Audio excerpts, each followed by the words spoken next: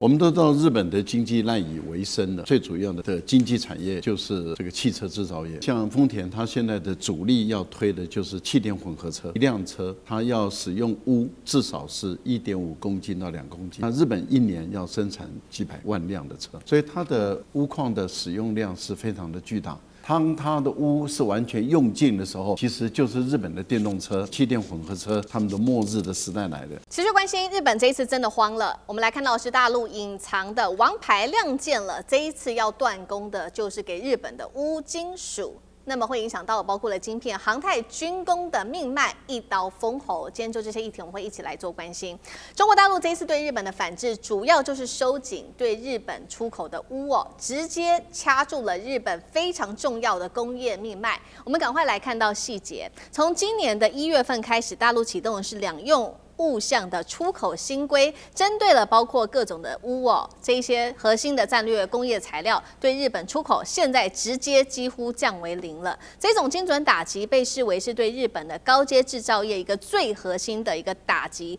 直接断掉它的命脉。接下来会如何影响到日本的高端产业制造链的发展呢？没有钨的话，我们来看到是没有办法制造这个晶片的，还有军工的，还有车用跟航太跟高温的这些零组件。甚至是打仗要用的飞弹、弹芯，还有穿甲、高强度的材料，也会全部的被卡关。最重要的是，大陆现在手中握有全球的钨产量，甚至高达了80%以上，大规模的量产高阶的高纯度的钨材料的国家，而日本几乎是完全依赖中国大陆，尤其是在生产钨的原料80%都是依赖大陆的。外界形容中国这一次出手，比稀土的管制还要更致命，达到100倍，而日本只好从其他的国家来做进口，或者是靠回收国内的钨来化解危机。但是我们看效果非常的有限，为什么呢？赶快来看一下全球前4名产钨的一个量，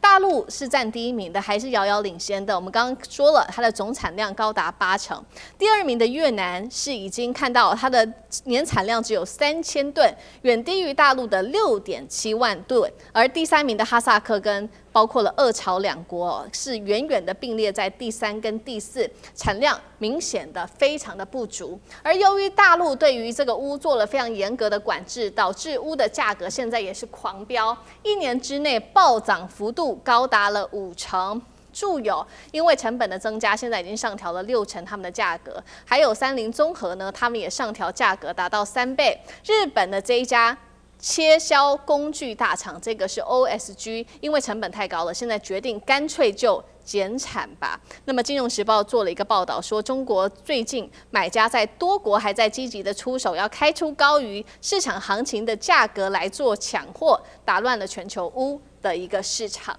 所以今天节目一开始，我们要特别来关心到有关于钨的这个产量的部分受到了严重的冲击。中国大陆这一次对日本断供它的钨的话，冲击会有多大？那这一次的钨金属杀伤力会比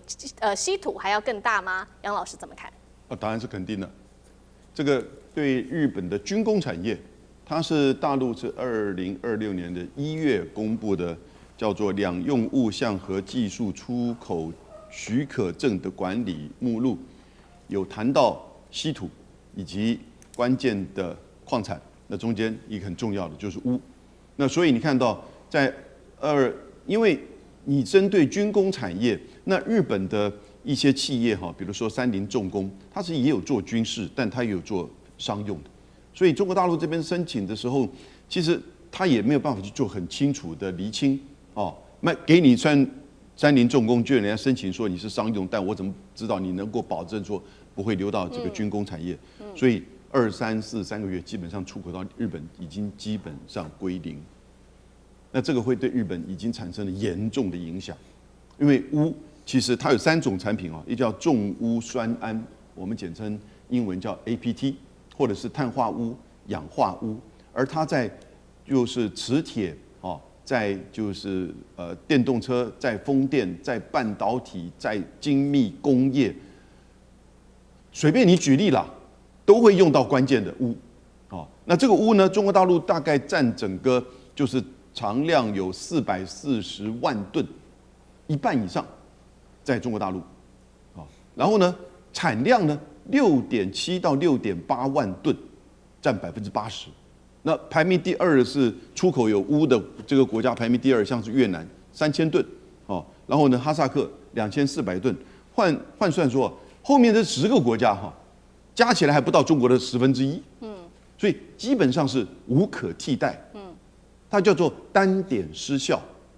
意思就是说，当这个国家对你采取管制的时候，你几乎没有办法找到替代，因为也就是你现在日本在做的是去把大家的这些有钨的这些商品做回收，那个不太可能，那只不过是把价钱垫得更高，而且很短期的这个效益。所以你就看到现在钨的这个情况呢，也的的确确出现就是对日本严重的打击。那钨有没有别的矿产可以替代钨呢？这里我也研究了一下，钨的熔点高达3422度 C， 也就是所有金属里面最高的，它的密度是19.25，然后呢，这个也就是说它有高硬度，然后呢，它在高性能的工业、国防工业、在半导体工业，通通都具有最优的这种效能，几乎是不可替代。那不可替代情况之下，那别的国家来去援助日本吗？也不可能。那别的国家援助日本就会违反中国大陆公布的管制的这个项目。那别的国家或者别的国家的企业援助日本的时候呢，你就会被就是下一步你被管制。你也可以说叫长臂管辖但是呢，这基本上其实是对日本军工产业，尤其因为日本牵涉到就是上次整个再军事化，甚至中国大陆指控的所谓新型的军国主义，谈到了台湾有事，而且你看到最近还跟菲律宾想要在台湾东海岸去做划界，那这些作为其实根本就是对着中国来，在形成一个我把它叫做东亚抗中三姐弟，这种所谓的这种代理战争的小联盟，那这已经很清楚，这军事上、领土上。主权的权利上针对中国大陆而来，那中国大陆就在你的军用的这些项目的制造产业里面管制你最关键的钨，而它这个管制不只在军工产业，已经扩散到日本的所有产业了。好，所以现在的问题是说，那中国不卖钨给日本，那也不让其他国家，杨老师刚刚提到卖钨给日本，那中国的产量又远远的高于其他的国家。现在日本对于日本的冲击有多大？会不会比当时我们讨论非常多的稀土还要更致命？那赖老师怎么看？那个致命太多了。我只举一个例子我们都知道日本的经济赖以为生的最主要的经济产业就是这个汽车制造业。各种样的汽车，不管是 Toyota 的丰田的或者是其他的三菱或者，您知道制造一个，因为像丰田，它现在的主力要推的就是气电混合车。气电混合车一辆车，它要使用钨至少是1.5公斤到2公斤一辆车，因为它用在锂电池。锂电池如果你要快速的充电，那么以日本现在丰田所研发的技术。它最主要的要使用大量的钨矿进来去制造成为它的能够快速充电的这些特殊技术。还有像我们用的刹车板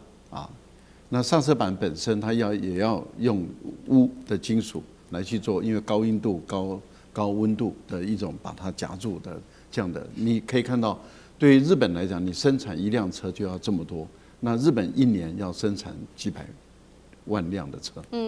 所以它的钨矿的使用量是非常的巨大。这个我们只是还举一个小例子而已，只是指汽车工业而已。那造船工业要使用量更多了，对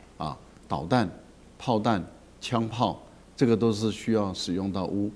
所以对于日本来说，它现在正在转变这个武器出口3原则，所以它要制造，它还要想帮美国承建这个。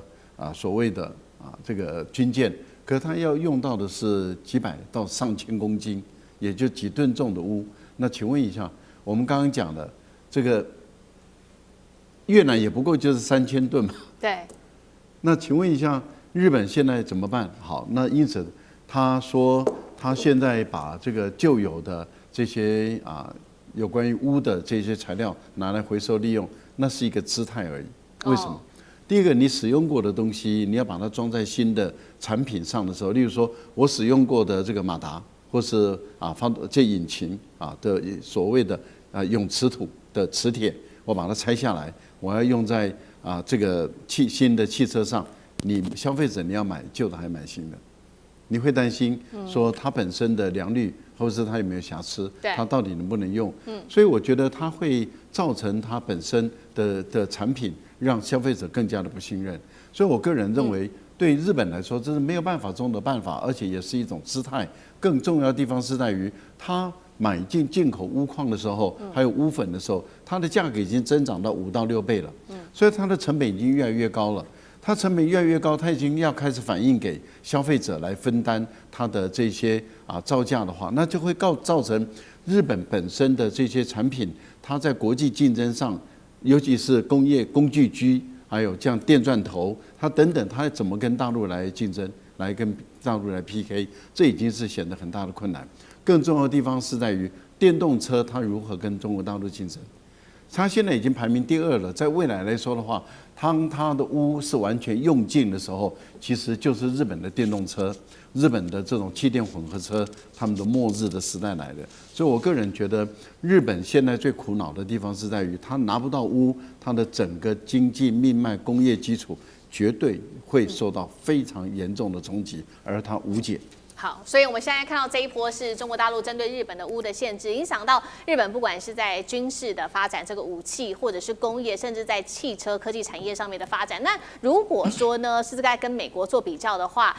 现在如果美国也没办法拿到这些钨，我们看到不管是在美中贸易跟军工竞赛当中，会不会同样也是一个非常致命的王牌？另外一个问题是说，大陆已经有这么多钨了，为什么还愿意去高价收购其他国家的钨？那舰长怎么看？为什么中国大陆要全球扫货？为什么中国大陆它需要这个不断的那个提高这个价格？那其实全球扫货，也就是当我不断的购买的时候呢，也就是这个价格会不断上升，因为其实我是最大出口国啊，那我把别人的都买掉，你们只能来跟我买，然后我就提高不断的提高我本身的价格，因为我们刚刚讲到。中国大陆它的钨的年产量6.7万吨，那刚刚赖老师也特别提到，第2名的越南也不过就是3000吨而已啊。那这2个根本就是无法相比啊。那但是呢，如果我们从企业竞争的道理，我们就可以看透中国大陆为什么采取这样的策略啊。我们看到1979年 Michael Porter 提出了5力分析，他其实谈到了5个力量，那我们今天只谈2个，也就是买方以及卖方的议价能力。现在呢，对不起，也就是对于各国中国大陆对于各国扫货的时候，问题是各国的产量都少，那个价格当然水涨船高。那水涨船高，我买了之后，那我就会用更高的价格来卖。那个也就是我卖方的议价议价能力其实是完全充分。那至于说其他的，例如说有没有新竞争者，没有。那是不是有替代的能力，也没有。所以现在这一个军工产业，它必须使用钨，因为钨其实是半衰铀的除了半衰铀之外，它的硬度最强的。那例如说，我举个例子，我们看到的方阵快炮，它最早之前使用的弹头就是半衰铀的弹头。可是半衰铀的弹头，它在储存的部分呢，它有非常多的问题，所以后来统统改成钨。那我们看到以方阵快炮，它一启动就啪一阵打。那要花多少钨呢？那我们来看看这个全世界的产量，还偏偏的真的就是中国大陆，它的一个存量最高。但是我们不要忘了，还有另外一个国家存量也很高，那个也就是颜色越深的存量越高，那个叫做加拿大。加拿大那其实这也就是为什么加拿大它有底气说，中等国家要团结在一起，因为它有各种的矿产。那你们要跟我团结在一起，不是我跟你们团结在一起，然后可以对抗美国。其实美国也有很好的产量。那但是我们另外看到有关于城市垃圾的部分，也就是我们回收手机、回收这些电路板到底有没有用呢？其实现在大家都在探讨。我们第一个看到的这个，也就是各种论文呢，以及文献呢，它的这个或者是我们讲到专利的这个的这个数量越来越高。但是我们看到真正回收最多的是电缆，那可以回收到这一些无论是钨或者是我们讲到的稀有金属的部分呢，其实这个都很低。为什么？因为它在这个电路板或其他部分只存量就是说它所含有的分量很少。但是你要把它如何萃取或者溶解出来，那要花很大的一个金额，或者是花很大的一个污染。所以其实现在都非常困难。那中国大陆当然除了我们讲到稀土之外，另外就是用钨来捏住日本的脖子。今天我们要特别来关心到是，难道日本真的可以一夜永和吗？现在发出的正式警告。另外一方面，今天也会来关心到中国大陆的这个动作，20天的渤海军演，再加上它的歼20似乎现中在宫古海峡，中日现在太平洋对决，火线升温。今天我们会一起的来做关心。我们要来看到，这是来自于北京智库最新的一个说法，它的报告指出呢，日本右翼它的这个核野心不断的扩张已经对世界的和平造成严重的威胁了。他也指控日本现在正在秘密生产可以用于核武器的这个钚，而且它是在极短时间内就可以发展出核武的。那我们要知道呢，日本它过去是一直使用的是核不扩散条约的框架，所以它是唯一一个非核武的国家，但是它又具备的包括了有这个核燃料在处理，还有能够分离武器及钚的一个非核国家。特别要关心到的是，它其实在1980年代就已经开始运作的这个实验快中子反应炉，这个叫做长阳。它当时呢被视为是在炉芯的设计调整前就已经可以拥有生产武器及钚的这个能力了。技术上它是可以完全的来生产核武的。那么其实我们也看到当年的这个报告也提到说，其实拜登总统当时他在担任副总统的时候，2016年的时候，他就已经向习近平主席直言，并且警告了日本，他是有能力在一夜之间就拥有核武的。好，所以节目一开始特别请教委员，怎么看拜登的这个言论？日本一夜就可以拥有核武，所以这份报告也透露说，日本秘密准备核武的可能性，现在到底有多高？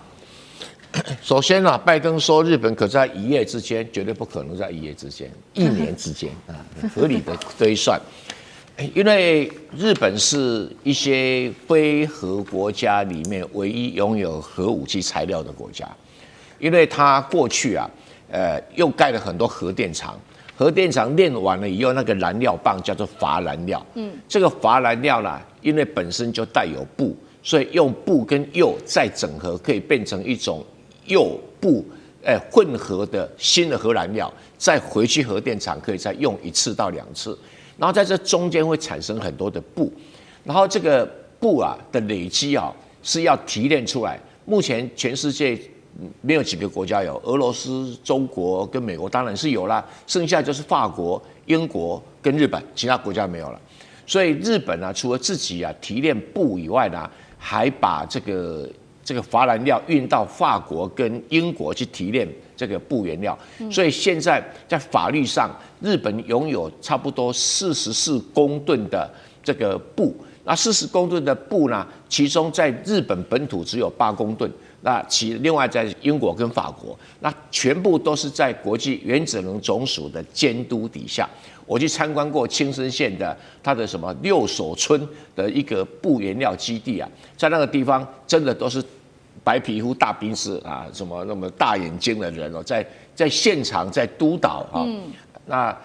所以日本要秘密做是有困难的啊，是有困难的，因为那个钚，我所了解，他们要开启这些燃料库啊，是需要国际原子能总署的人现场开启，他才能开启，日本人自己不能够动用这些燃料啊。但是因为日本上次福岛事件问题之后呢，它的核燃料厂关了，所以钚就没有消化掉。本来钚做成 MOX， 就是这个铀钚氧化燃料的话，这种混合燃料就没有办法再投下去，所以就没有制造，所以累积了很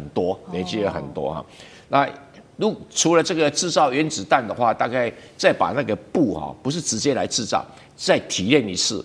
就变成武器级的高纯度的钚，那就可以大概平均每4公斤就可以做出1枚长岛爆炸时候的核导弹的规模，每4公斤。而且当然4公斤里面只有5%的一个可以用来分裂了。那技术上不提，现在重要的就是说，那日本还有核武器的平台，那做这种导弹，日本也没有问题哦。他把他目前的不管是防空导弹的技术啦，或者是反舰导弹的技术啊，03武器或者124武器啊，稍微调整一下哈，就可以以日本的工业能力有办法做出这个中程或者甚至于洲际弹道导弹可以装载这个钚原料所造成的核子武器，这可能性是存在。所以拜登讲的，日本有技术没有错，日本有能力没有错，但是除非美国不管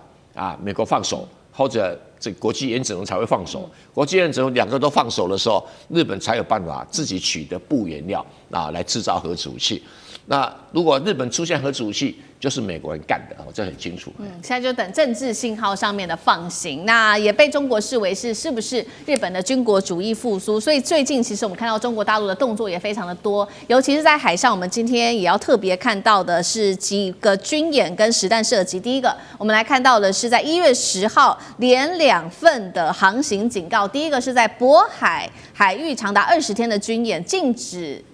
驶入第二件事情是在黄海北部，从1月12到14号这边会有一个实弹射击，禁止驶入。军事专家说了，20天长期的军演是过去前所未见的，就是要给日本方面一个警告。那日本方面呢，现在做了些什么事情？包括他现在呢，读卖新闻的报道，今年会修订他的这个安全保障3文书，他会特别强化在于太平洋这边的防守，就是为了要根据反映中国大陆在这边的军事动作。那么日本也说了，他接下来会做军事上面的准备，在3个岛，不管是在硫磺岛的港湾与跑道这边，还有这个北大东岛的雷达网跟南鸟岛的长程飞弹设施，并且部署最新的逆中战机投入在战力里面。杨老师怎么看这个政治讯号？没有错，中国大陆在辽宁舰的母港所在的就是渤海举行从今天开始20天的演习。不过这个演习其实是防御性的近海防卫演习，它只不过把过去以岸为这个方向，像对海洋的近海防卫搬到海上去。那做的主要还是在做反潜跟反导的这个演习，所以它是一个讯息，就表示说对日本高市早苗过去的台湾有事的发言，认为是介入到中国的主权。也就外国势力进入到中国的领土，那怎么样做长期的反导反潜的这种演习，而且长时间，所以这个讯息是在警告日本。我觉得它是展现中国大陆的决心，以及能力今天可以是渤海，也许明天可以是台海。那你日本或外部势力，当然最重要还是美国。对，你即使要进入到周遭的区域，你都会面临到我有这种反潜反导的能力，那更不要说区域的句子跟相关的这个反介入的能力。那日本就刚好展现另外一个层面，因为你看这3个岛一字排开，刚好北大东岛它其实是属于冲绳县最靠应该是东端，但是呢中间的这个硫磺岛，它其实就在东京跟关岛中间，那个距离刚好在中间。很有名的硫磺岛战役，过去在2次大战的时候，对，然后再往东就是南鸟岛那就更远，所以刚好在这个距离上。那北大东岛就代表的意思就是在整个中国大陆如果要突破第1岛链的时候，面临到的它可能部署相关的这些机场，然后呢反导的这些设施。那到了硫磺岛呢，它就在中国大陆短程飞弹的射程距离之外，然后它可以再更进一步的做，就是牵制航空母舰这个战群，它可能要接近东京，或者是要突破第2岛链，因为硫磺岛刚好就在第2岛链的这个线上。你再往南岛群岛这边呢，那当然因为日本这几年发现到南岛群岛有重要的稀土矿产以及它未来如果作为长程的。所以这是一个他们叫做太平洋防卫构想室，这个单位预计今年4月会成立，也就是在安保3文件计划之下，他可能一方面在讨论是不是要去修改安保3文件当中非核3原则当中的不引进，也就是跟美国去共同推动核潜舰的计划，像韩国一样。另外一方面呢，他就是在等于是当美国的代理人，同时也是在做就是中国大陆3潜舰3航母的这个防卫，所以呢，把这一条线拉开3个岛。可是讲句实在话，这个3个岛有这么大的效益吗？那3个小岛它又能够做怎么样的部署呢？弹道的飞弹又能够怎么样呢？日本自己有中程弹道飞弹了吗？美国如果不帮助你，中程弹道飞弹也不会把一栋楼打掉啊。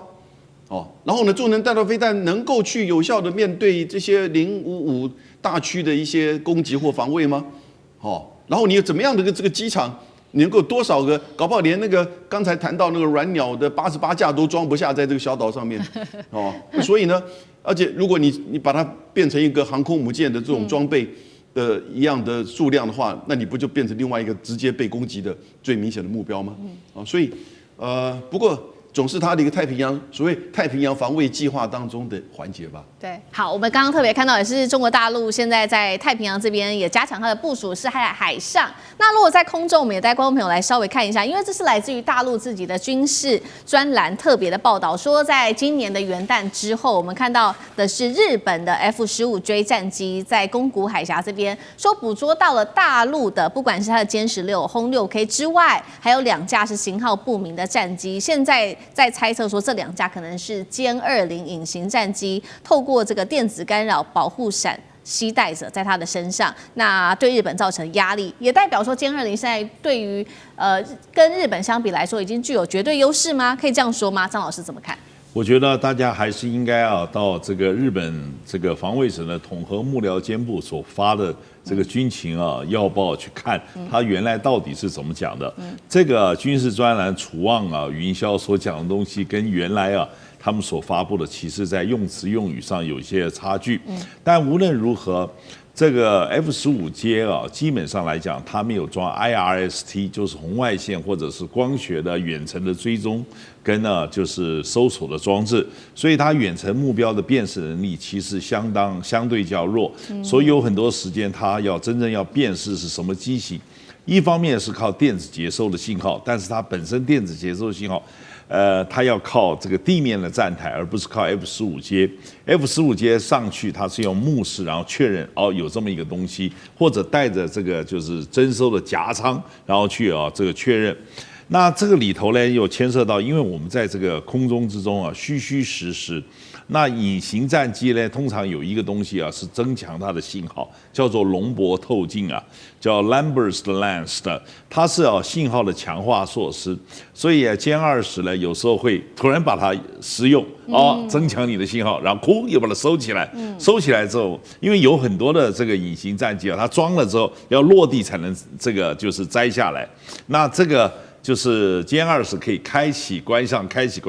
虚实。那这是什么呢？这也是在逗别人，然后让了解人家到底是怎么样来应对这些问题。那假如不能够确切的掌握目标的运动的痕迹的话，那不能进行所谓的 TMA 目标运动解算 （Target Motion Analysis） 做不了，它就不能再做进一步的射控解算。射控解算不能完成，就不能做弹道解算。弹道解算没办法的话，它武器就没办法施用。但是呢，也实在没办法的时候，也有一种方式，就是完全靠它这个自己是主动型的飞弹，差不多约略的方向把它打出去，然后来这个就是靠它自己来。可是呢，那个要是没搜索到，嘣就掉海里了，就浪费了。所以很多事情就是这个空中这些捉这个猫捉老鼠永远是虚实。但是我总觉得中国大陆有很多的这些就社群媒体这个吹的我觉得他们真是不应该在这儿努力他们应该早就去好莱坞帮人家写剧本，可能会写得更好。中日关系今天我们会关心到是否退到倒退了50年，日中关系正式的走向冷战吗？好，今天的3个火线话题，我们也请来宾来帮我们做解答的。第一个，我们来看到中国大陆于是决定呢，把他们的熊猫全面的撤出日本了。日本是否倒退了50年跟中国大陆的关系呢？因为现在也没有熊猫可以看了，中日关系是否加速往冷战的方向前进？第二件事情来关心，北京终于是有了大动作，在政治立场上面罕见的制裁了日本的军事高层，而台湾问题是不是真的是已经画出了红线？最后我们来看到是中东国家现在则是选择站队了，2个关键的国家，今天看到的是沙烏地阿拉伯跟约旦。在此刻，非常具有争议点的时刻呢，决定站队中国大陆。日本还有多少的外交空间呢？今天就这些议题，我们会一起的来做关心。好，我们来看到今年日本年度票选这个汉字的结果，不是象征通膨的这个米，稻米的米这个字，也不是高物价的高。日本人选出的字是熊，表面上好像是因为近期呢熊害频传，而且山林失序。但是现在专家也做解读，现在日本人内心最深层的恐惧，恐怕就是中国大陆的大熊猫正式的要全面离开日本了。还记得吗？当时在上野动物园去年9月的时候，已经返还了2只的旅日猫熊，仅存的猫熊，我们来看到的是双胞胎，是已经还了。仅存的2个双胞胎，包括了小小跟雷雷，更将确定在明年的1月份就会提早的回到中国大陆了。那如果真的成真的话，就是1972年中日建交以来，日本第一次是完全没有熊猫在国内的，香香可以创造的商机达到267亿日元这么多，而双胞胎则是可以创造大约308亿的一个经济效益。结果现在却是因为一句话“台湾有事”高市说的，导致呢他的战略误判，让熊猫的外交也断线了。中日关系被解读是否往冷战的方向全面推进呢？所以节目一开始要请教尚志哥怎么看？其实有些人最近都认为说，是不是中日的这个对抗的这个紧张关系有一点点缓和？其实没有哦。其实现在以中国大陆来讲，这个施压是更精准的。从先前我们都知道的国际的政治外交，包括到这种很多的强力的这种对话，包括很多的这种狠话，然后再来就是经贸产业、观光啊，所有的种种一路下来。那现在这个熊猫，大家觉得啊，熊猫不继续借了，明年1月就没有熊猫。各位，这是心理战，让人再度清楚地感受到中国大陆的精准打击这件事情，其实是比想象中的更惊人。什么意思呢？最近的日本的民调对于有关于高市早苗这番话，中日关系的紧张，超过60%的民众是感觉到不安哦。所以这个不安来讲，已经慢慢蔓延在这个社会了，而且民众在社会当中会感觉到，因为观光客少了非常非常多人哈，过去大陆观光客的比重非常高，然后呢，经济上当中这些店家，你要知道，一家店家没有大陆观光客，他的所有的亲戚可都会知道啊，所以这种扩散性，好，现在扩散到熊猫什么意思呢？未来全日本的小孩都知道高市早苗的这番话所产生的中日关系的影响，所以这一波的从原来的政治外交的高层面经济产业，到现在对于社会心理的部分的压力，乃至到一般民众到最后小孩，这个部分是中国大陆直接在进行的。而且我们必须得说，中国大陆现在在政治外交当中定调的部分，已经不再是你讲错话，而是你历史轴线当中这个军国主义的复苏这件事情，这句话不是一句话哦，不是只是社会而已，是整个问题是定调在历史。高市早苗现在是中日在2次大战之后历史的一个重要枢纽或者一个重大的罪人，潜台词是这样子。所以再加上经贸的部分观光，我们都知道，现在中国大陆是3月底之前所有的部分全部消停，包括航空公司，包括所有的旅行团。意思就是说，不管是今年跨年、春节，乃至到3月所谓的赏樱花季，全部都会受到影响。所以这一波打击下来，会打击到一个点上。所以我们刚才讲，现在社会舆论可不只是骂而已。熊猫看不到这件事情的感受，其实将会非常大。日本非常非常爱熊猫，日本对于熊猫的痴迷应该是全世界第1名啊，很难想象的。所以我们现在来看，还有包括最近以及待会会讨论到的有关于这个言情猫，把它开始有个日本人当中的前右翼的军人当中很重要的人士说他是台独的相关者，日本人变成台独黑名单，这也是空前的。因为要知道，严其茂先前是高市早苗今年4月来台湾的时候，其实见赖清德和严其茂可是在现场，所以这里头有点就是敲山震虎的味道。所以这方面全面的影响性的扩大，我觉得中国大陆有备而来，这所有的招数都不是虚招，而且开始现在说你高市早苗是军国主义的这个的这个鬼魂又要重新起来，但是现在另外东西还没有扣上是什么？台独。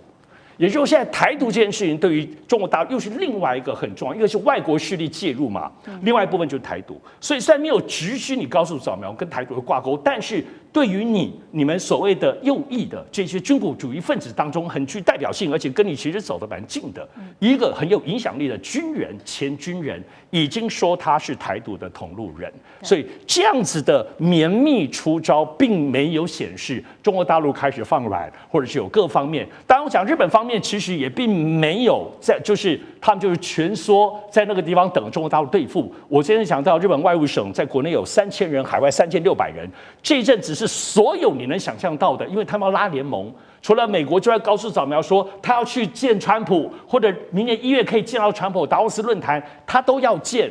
就他会这样讲，表示川普没有要见他，所以他才喊话。除此之外，我刚刚讲外务省到处 G7 对法国也好，对欧洲其他的国家也好，都想尽办法在沟通电话本人去，希望他们能够跟日本站在一起，就这件事情上都能够挺日本。但是看得出来，欧美国家现在绝大多数都保持冷眼旁观。所以刚刚讲中国继续绵密的施压到细节，但日本也想尽办法在全球希望能够找到结盟，但看起来日本的做法是没有具体的实效的。好，确实，现在中国大陆对于日本有祭出了非常多的招数，除了警告他日本军国主义的复苏，同时也针对刚刚特别提到的台独的问题。这位刚刚上次哥帮我们特别提到的是日本前统合幕僚长岩崎茂，现在确定了大陆方面外交部公布的说会禁止他入境，因为理由是他勾结台独势力，严重干涉了中国大陆的内政。那这其实是近年来比较罕见的，大陆直接对日本的军事高层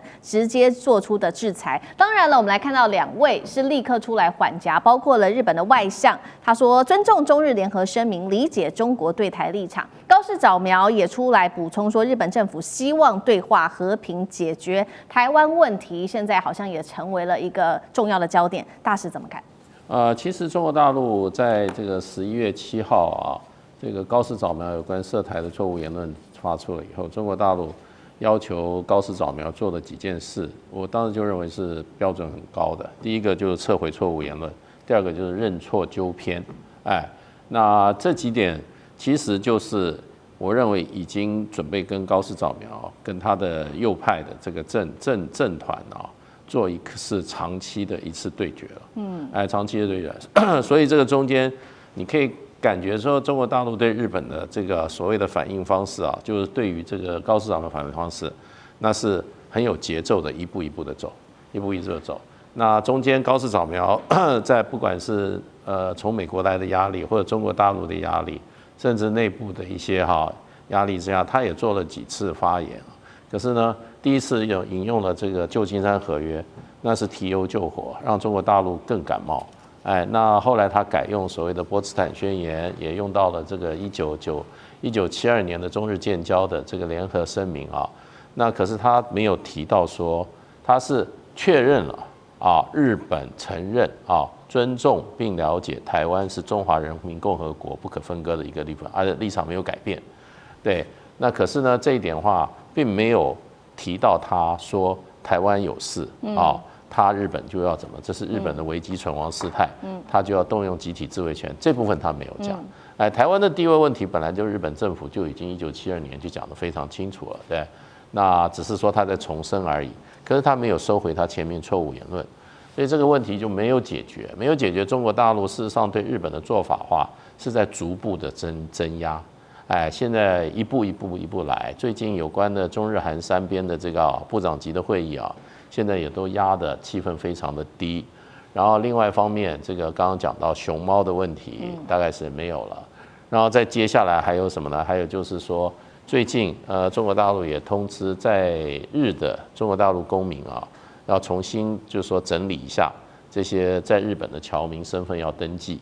然后呢，而且暗示就是说这些中日关系可能长期上是往负面的方向发展。那这是一个应变措施，如果发生什么这种意外或者说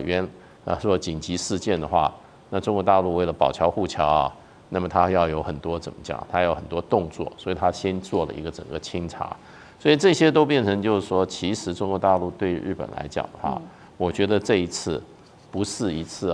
这个很短暂，或者说一次规模很小的一次对日本的一次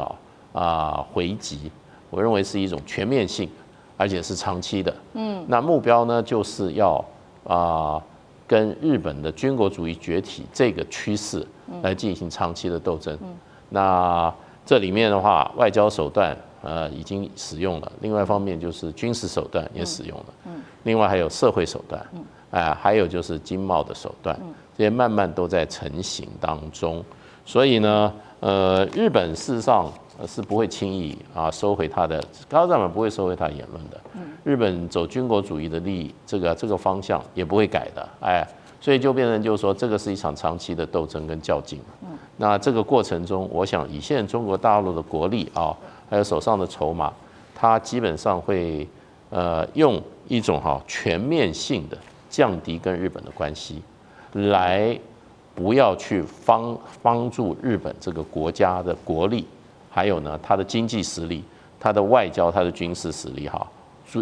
这个在长期逐渐往上成长，它是要基本上是要抑制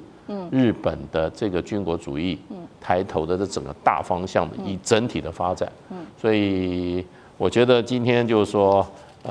如果说还要期望中日关系在短期内或者说1-2年内会恢复到这个高市早苗发言前的那个状态，那是不切实际的。所以我觉得这个中国大陆已经化被动为主动了。那中日关系将来如果要能够回升的话，那就要看日本方面能够做出什么样的积极的动作了。好，中日关系现在看起来很可能是朝长期对抗的方向去走。不过，那其他国际社会，包括中日之间的盟友怎么反应呢？我们看到大国美国方面是冷眼旁观，那倒是中国大陆，我们看到是多了2个新朋友。这个是中东现在决定要来做表态支持大陆。2个国家，第一个是沙烏地阿拉伯，他们说坚持一中，反对外部干涉。第2个国家是约旦，外交部也表态了，台湾是中国不可分割的一部分。反观日本现在是不是逐渐的受到孤立？现在高市早苗有来自于内部的压力，也有来自于外部的压力，能撑得住吗？干哥怎么看？那个王毅他在12日到16日他就分别到了3个国家：约旦、沙烏地阿拉伯还有卡达。他去这3个国家就是你看，来高市你看一看你这个台湾有事论这件事情呢，我来跟其他的国家让他们讲2句话来给你听听看，所以这是一种外交的一种策略，一种手腕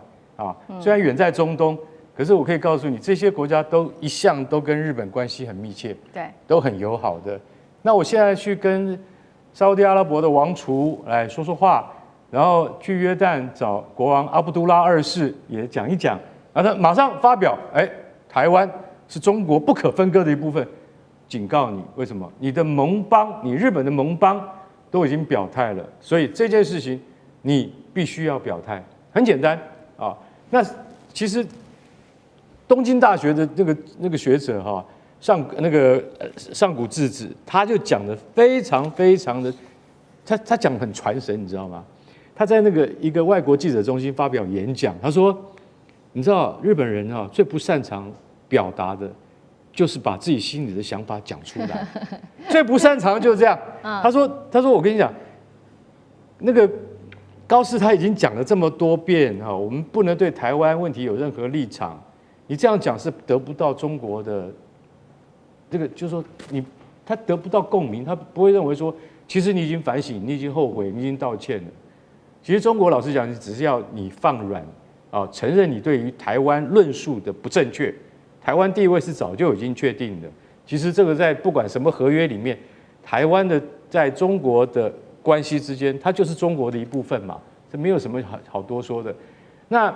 东京大学教授就认为说，你连这个都讲不清楚啊，高市早苗，你虽然讲不清楚，我跟你讲，反映在什么？刚刚上次有讲到的，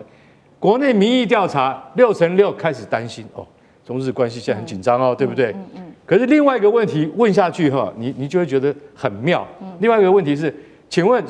那个首相他的对于这个台湾的啊，或者是说日本的存亡危机事态啊，你的看法认为他的发言对不对？57%的民众就说对，高市这样讲是对的。为什么？因为如果我们有受到这个日本本身有受到那个不可预期的侵害的话，或是危机事态的话，出动自卫队是应当的。所以你看，日本就是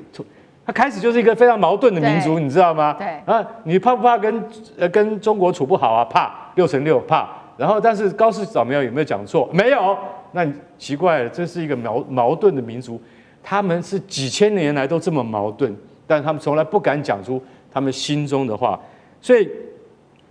学者认为是说，你就是